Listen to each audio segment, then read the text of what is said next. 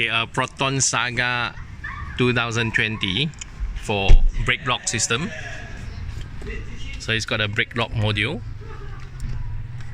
Okay, it's plug and play.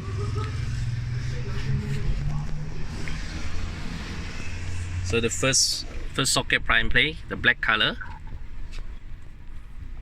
Okay, you have to remove the head unit player.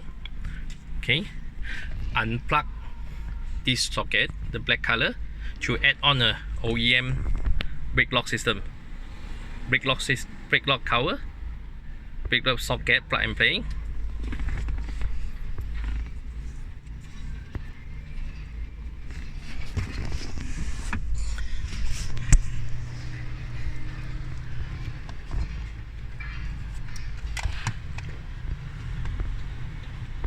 Okay, so you connect the wiring.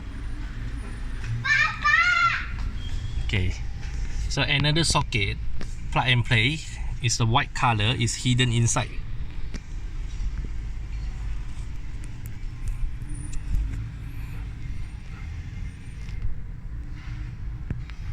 Okay, just plug in.